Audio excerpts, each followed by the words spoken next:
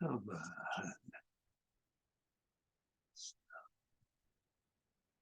No issues.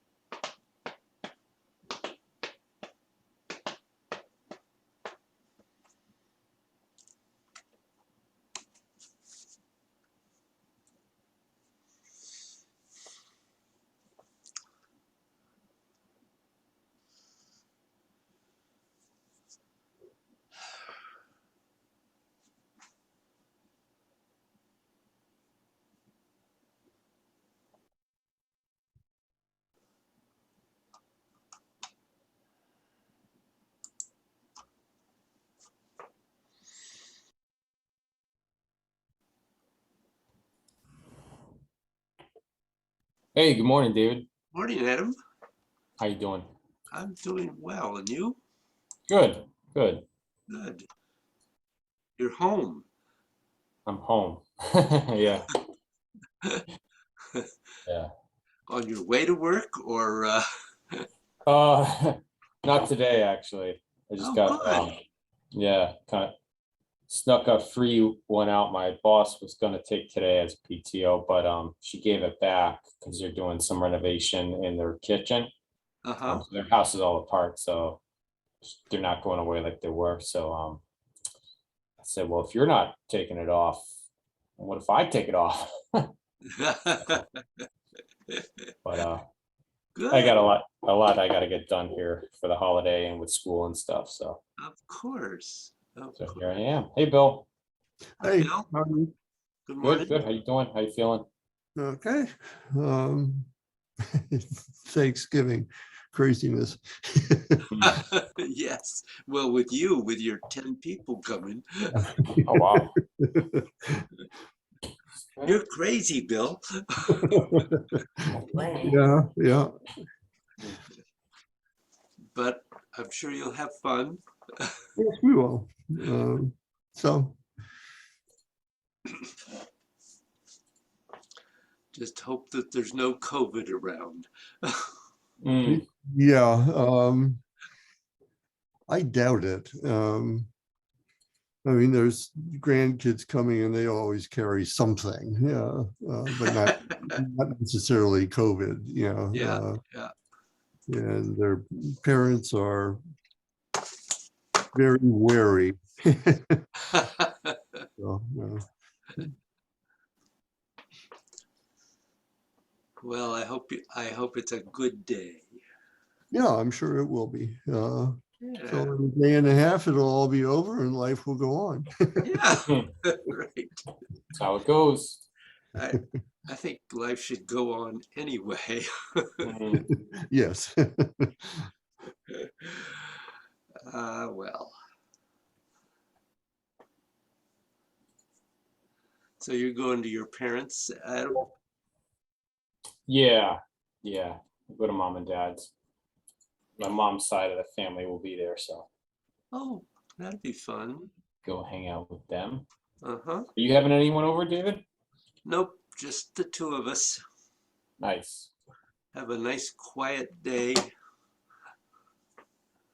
You be doing a nice. turkey? You doing a turkey? Yeah, a small breast, yes. Yeah. Mm. But yes. and stuffing and all the usual stuff. Yeah. yeah. Mm. Good. Morning, Joanne. Good morning. Morning, Joanne. Thanksgiving talk here. Good morning. Yeah, this is the one time of year we allow ourselves to have stuffing. Yeah, right. Oh.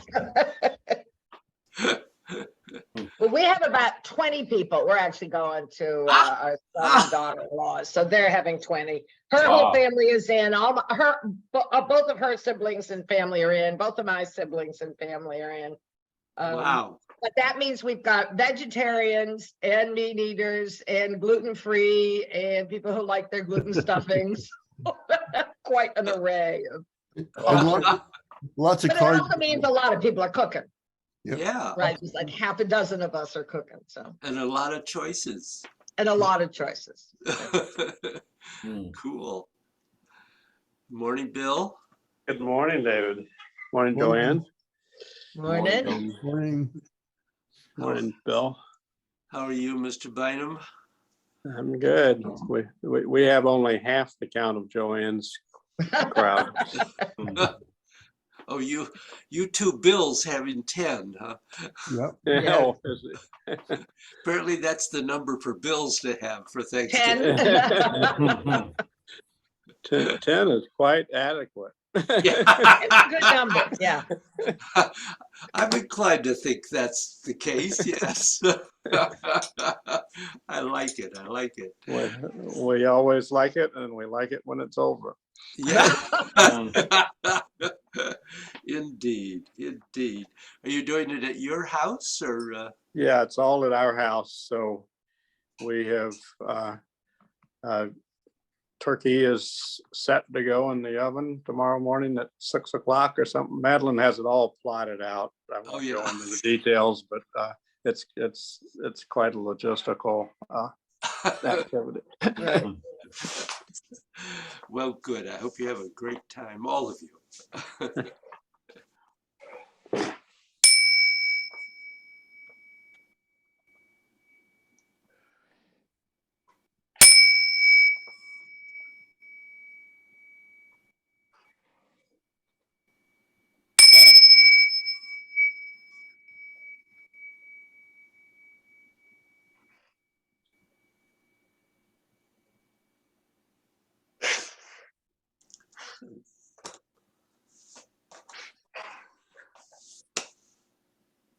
So could you all hear that? Yes, yeah. amazing. I found original sound. Original sound. That sounds so authentic, doesn't Is That's right. that a microphone? What is that, David? It's a setting on Zoom, literally called original sound. Really?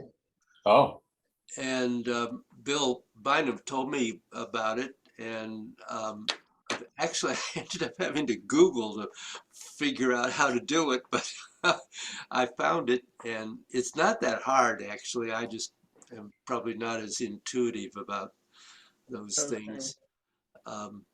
But it comes up on my screen. I don't know about yours, in the upper corner up there, and now that I've oh, started it, I just have to click on it to turn it on every time I go on Zoom. oh, nice. And it makes a big difference. Yeah, Yeah. yes. No, that was crystal clear. So, so how is your gods going? We had some issues about lengthening and the fascia moving last time. Any development in those areas? Yeah, I think so. I think a slowly growing awareness that my upper arm is not as long as I would have thought it is. Okay. Kind of the more awareness I get, the more I feel like, the energy is like really at the elbow quicker than I would think. Mm. And then I did a little practice in front of a mirror. I really tried to to keep my eyes kind of where the energy was as I went along with lengthening, and just kind of this realization that, like, hey, the upper arm is not it's not as long as you would think, and it's easy to kind of smear over the details and just feel like your whole arm is going when you're not really taking the time to go along each part. So it's been helpful. Good work. And And problems?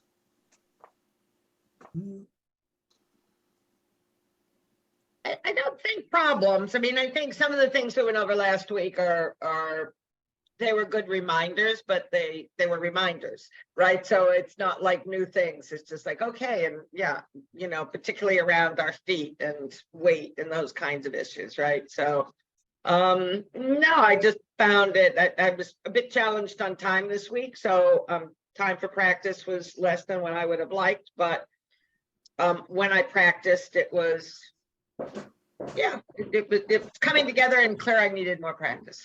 Lots of practice. Duh, of course. Bill, you were having some issues around lengthening. Do you feel any progression there?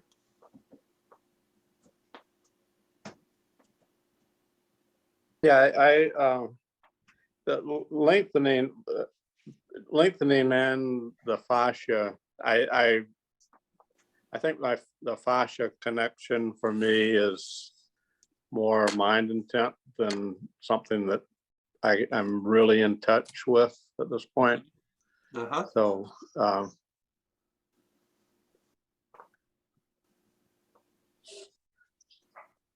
yeah, I think I know from, especially from last week, things to try to do to keep to, seek something better, something more authentic or more original, I might say. That's our word today. Huh? Is that Okay. where- Yeah, and I was remembering that you had talked about feeling resistance when endeavoring to lengthen, and it is such a counterintuitive thing to arrive at the point where you really allow yourself to let go, and all of a sudden a lengthening happens. You eventually get past the point of making or trying to make it happen, which you really can't do. Because it again comes back to allowing it to occur, because it just will if you do truly allow it to happen. But that's a hard lump to get over. So sometimes it doesn't happen right away. I remember the first time that it's been several years ago that I really got in touch with that, because working with Bill Ryan, Bruce's senior instructor, in a workshop, I had an opportunity in which he was lengthening, and I could hold his arm and feel the difference. And that was kind of an aha moment.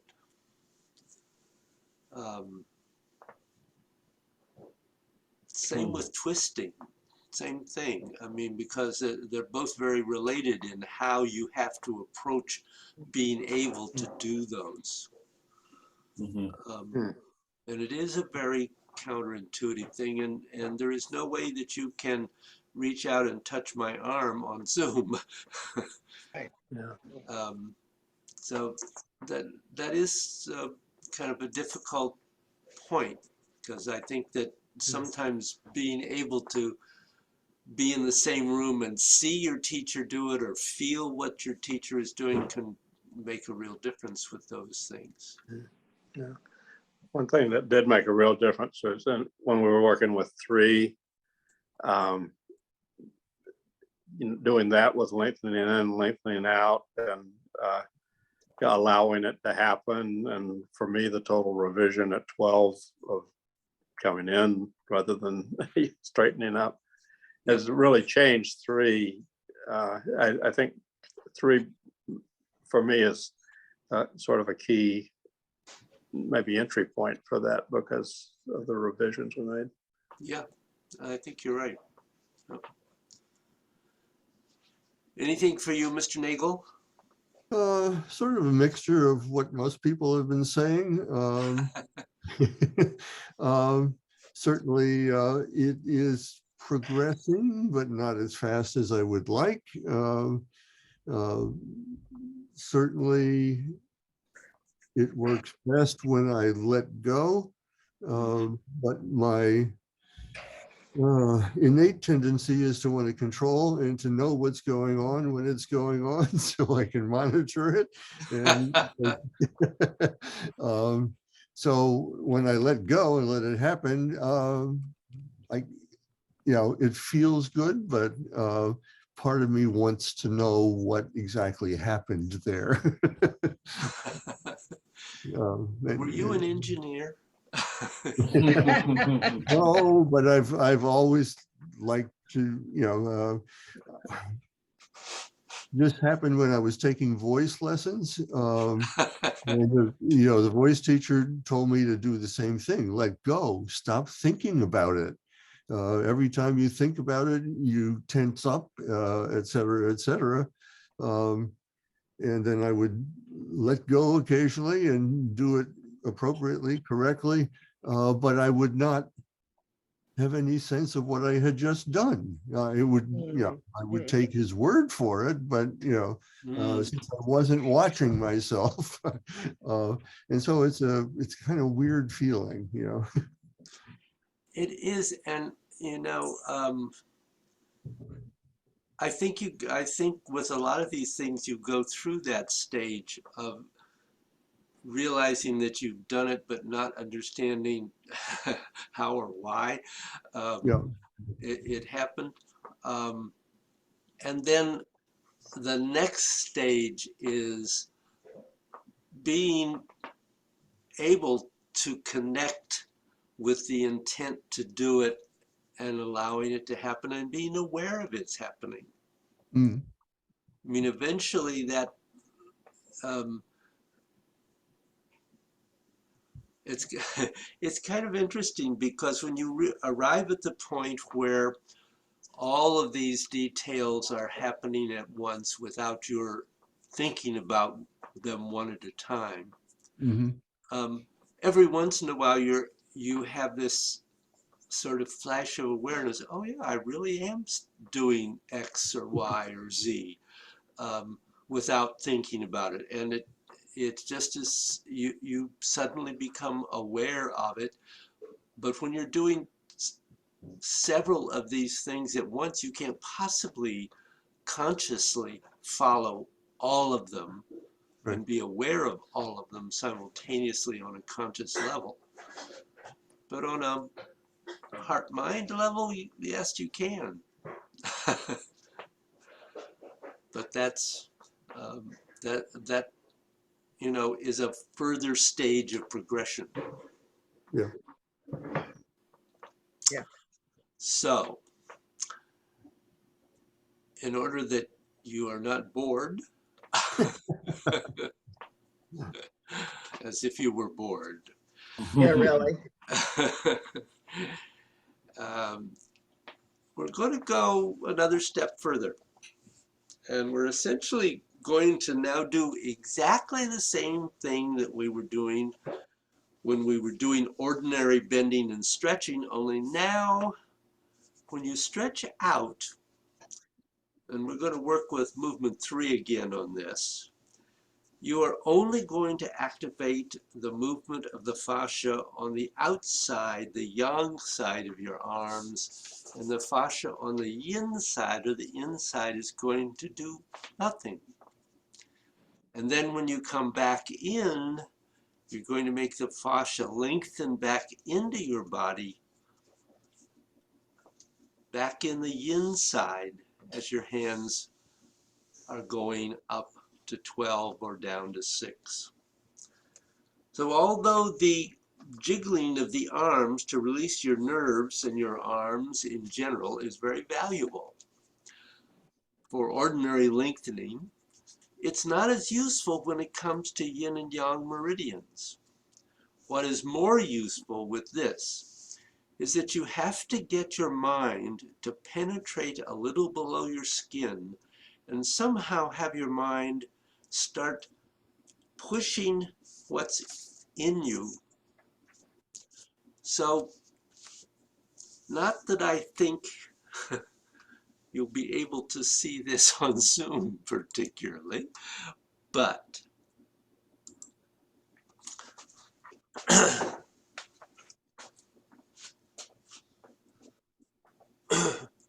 when, and I'm just trying to get this to where you might be able to see. So as I actually allow the Lao Gong point to sink and bend in, the fascia on the inside of my arm moves in. And as I extend it out, the fascia on the outside of my arm moves out. So you really, I'm sure you can't see this. It's very difficult to see even if you're in person. But it is indeed doing that. And as you move each one, you really want the one on the other side, you want the other side not to be activated. So,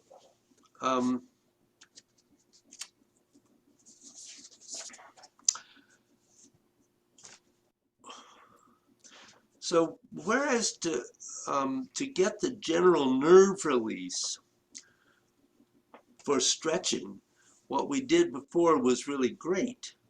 To get the yin and yang meridians, you have to have the nerves having the ability to release first. Then you can, because you can't jump straight to the yin and yang meridians, because that just doesn't work.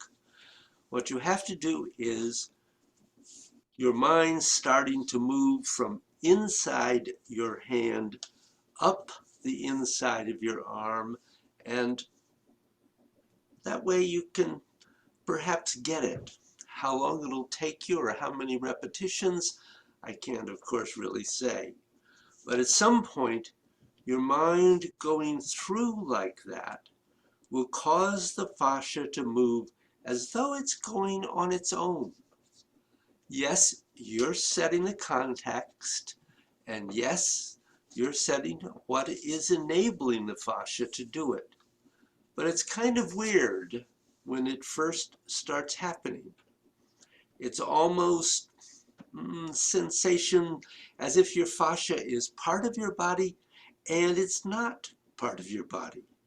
And as you do it more and more, then it becomes that your mind really occupies the fascia, and it's no different than feeling a muscle or anything else. So not only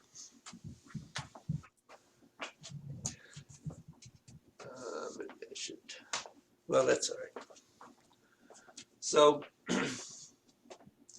in just simply doing a simple movement like this, as the fascia extends out, not only is it extending out the arms, but it's extending down the front of your body to your dantian, and down the inside of your legs, the outside of your legs into the earth. And as it goes up the yang side, it's coming in the yin side of your legs and up the spine and back. So this is moving through the whole body. And eventually it includes Bai Hui at the top of the head. So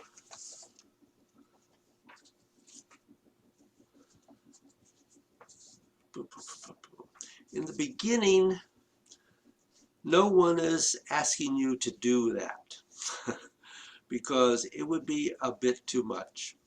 You just want to make sure that you can go from your shoulder to your fingertips and your fingertips to your shoulder.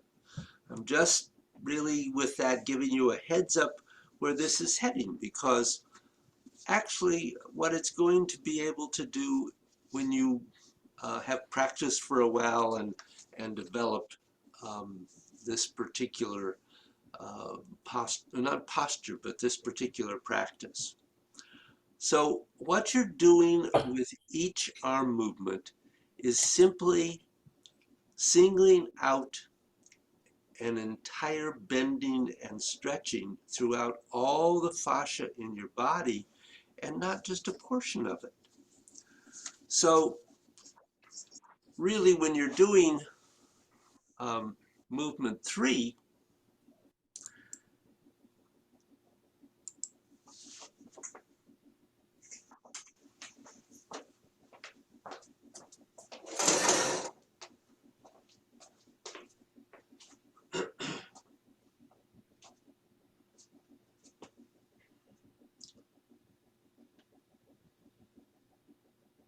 the fascia on the outside of your arms is going out, and then coming in, fingertips to shoulder, and then going out, the outside, out to the fingertips, and then in, up to the shoulder, and then out, in the inside, out the yang, and back in the yin.